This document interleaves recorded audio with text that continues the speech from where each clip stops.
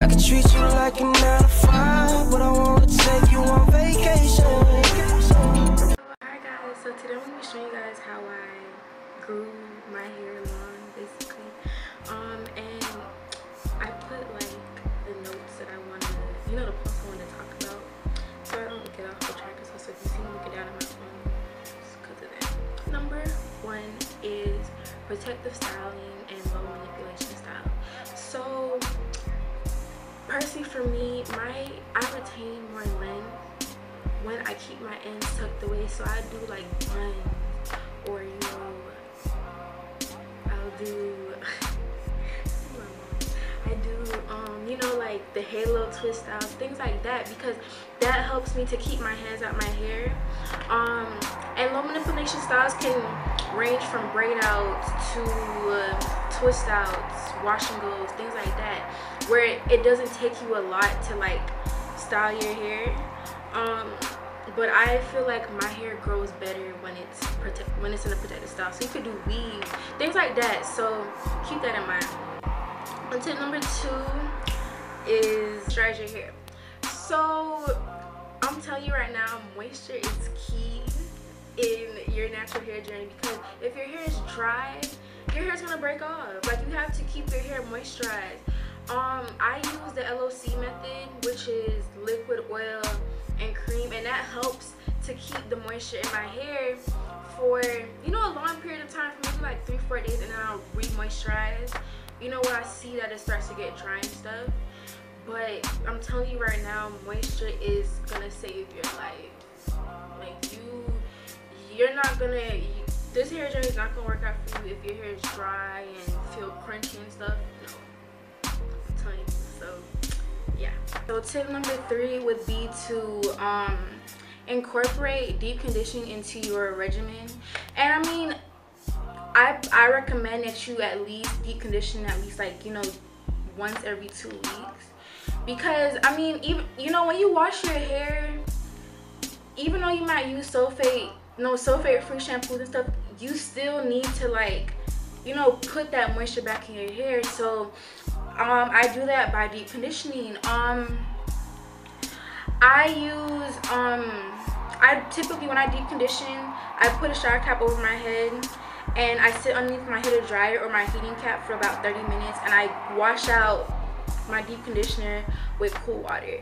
If you want to see more about my deep conditioner routine, I'll link it down in the the info box, and I'll put it up on that little eye thing. It's on one of these sides, but deep conditioning is key. That's a key to success. Tip number 4 is to take biotin or supplements like that to help your hair grow. At one point in time, I was taking biotin, and it played a big part in helping my hair grow. I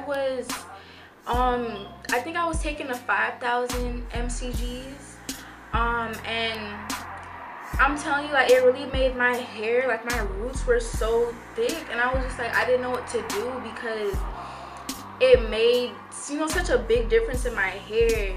So you could take things from biotin to hairfinity. There's plenty of different supplements and brands out there that you can take.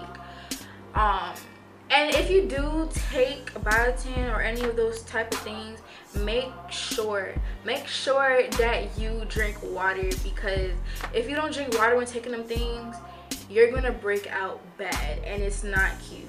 Like, I had like all these nasty behind pimples all over my face. Like, it was a mess. So make sure you drink water. Okay, number 5, I think. Tip number 5 is to use wide tooth combs or to finger detangle. I don't use combs no more. I just finger detangle with my hands. And I feel like that has played a big part in me maintaining the thickness in my hair. I like it because I feel like I can like feel each individual knot, and I guess not take out as much hair as if I was to use a comb, But if you're a person who feels like they need to use a tool, I recommend using a wide tooth comb. And I also when I do buns and stuff like that, I try not to use like brushes and stuff. I would just like, you know, use my hands to slick my hair, because you know when you use those brushes a lot, that really like thins out your edges, and that's not, you know, cute. That's not nice. Nobody wants to have, you know, thin edges.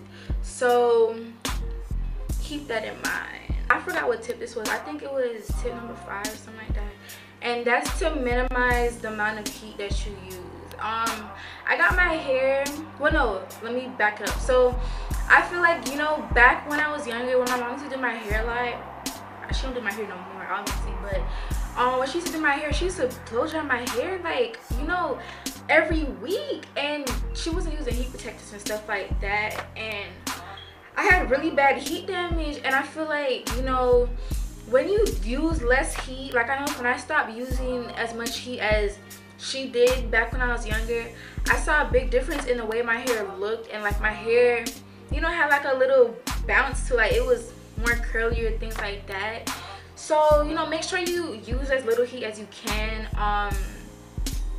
I try to use at least like, I try to put heat on my hair at least like twice a year. And if you do use heat on your hair, make sure that you like use a heat protectant, and like make sure you protect your hair, because if you don't use those things, you could possibly get heat damage, and that's really like a hard thing to recover from. So make sure if you do that to protect your strands.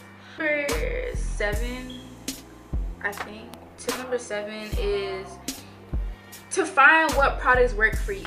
You know, I feel like just because, you know, one YouTuber might say, you know, this product was good or whatever doesn't mean that it might work for you. I remember you know, I seen that a lot of people love Cantu products, and you know, in the beginning of my hair journey, I was like, okay, let me try this out because so many people like it, and my hair hated it. Like when I used their products, my hair was really dry. So, you know, I had to find what worked for me, and I realized, you know, you have to experiment and see. You have to experiment and, you know, try different products to see what works for you, so you can build your regimen and, you know, I guess find what works for your hair. So yeah, you know, tip number 8 is to, if you have long nails like I do, make sure you have your nails like filed down, because if you have like little cuts in your nails and stuff, when you do your hair, it's gonna snag on your hair, and that's gonna cause breakage, and you don't want that. So, you know, make sure if you do have long nails, if you have fake nails, whatever, to make sure that your nails are filed and even and stuff. So tip number 9 would be to trim when needed. So I don't really like when people try to put like a time on when to trim their ends. Like, you know, people do like, you know, trim every 6 months, trim every 3 months, things like that. And I feel like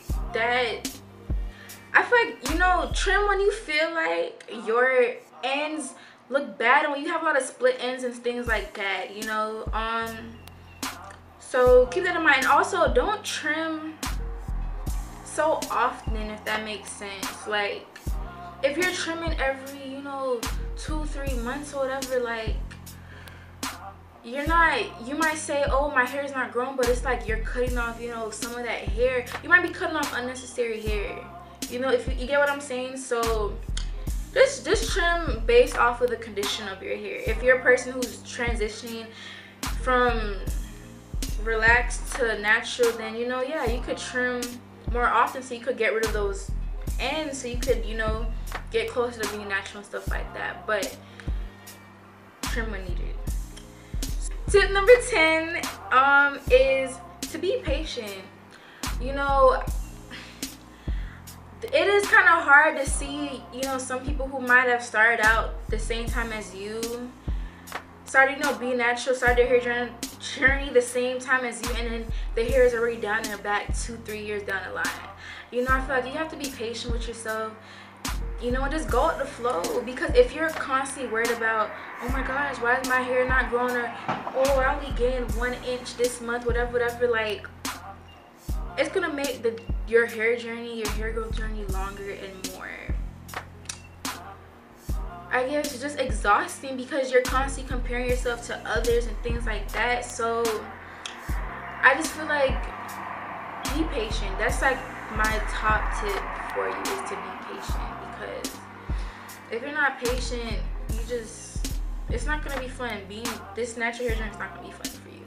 Okay, tip number 10 is genetics. Like, you know, the rate of how your rate of growth kind of depends on, you know, what your family history is, you know, down the line. Like, everybody asks me, you know, how did you grow your hair so long? And I feel like it's genetics. Like, my mom's side of the family has a lot of hair. Like, my mom has a lot of hair, and I feel like that plays a big part in, you know, how my hair is looking now. But the other tips that I did mention can help, you know, help you retain more length, if that makes sense. So I feel like the rate of growth and stuff kind of depends on, you know, your genetics and your genes. So, you know, keep that in mind, because everybody's hair grows at a different rate.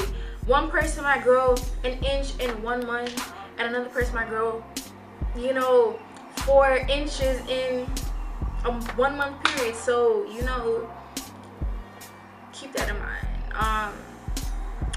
But yeah, thank you guys for watching my video. Don't forget to like, comment, subscribe, and can you guys please leave down in the comments any suggestions that you guys would like me to do a video on.